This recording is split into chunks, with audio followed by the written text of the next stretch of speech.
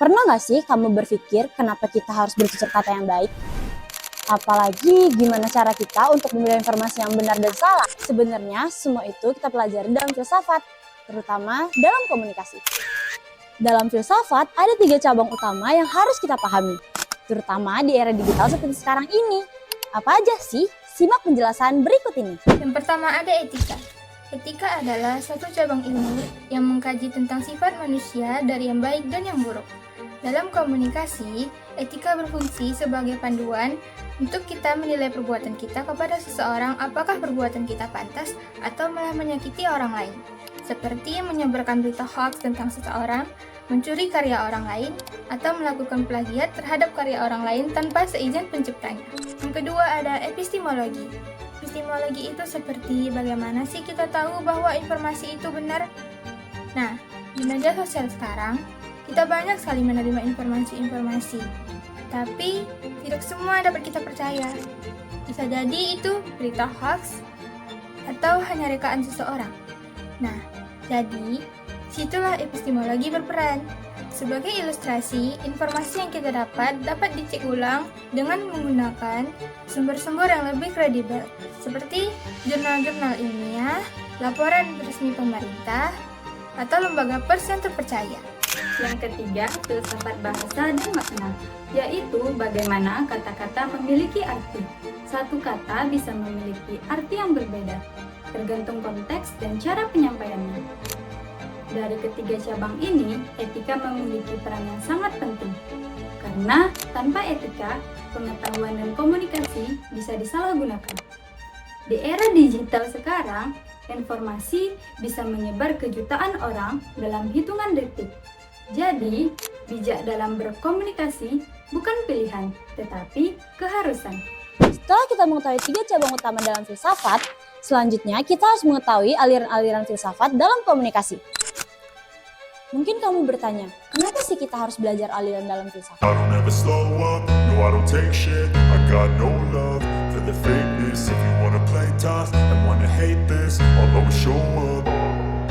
I don't ever slow up, no I don't take shit. I got no love for the fakeness. If you wanna play tough and wanna hate this, I'll always show up and make a statement. I don't ever slow up, no I don't take shit. I got no love for the fakeness. If you wanna play tough and wanna hate this, I'll always show up and make a statement. Everything I do so instinctive and so passionate. Every word I move so descriptive like an adjective. I got a vendetta against people who patented being negative when you should be getting after it.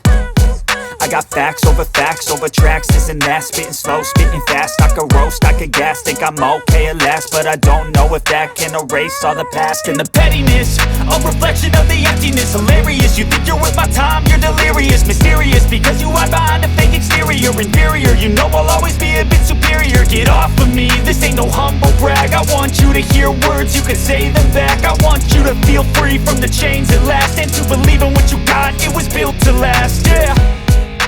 Now that I've been put through hell, I never got anyone's help.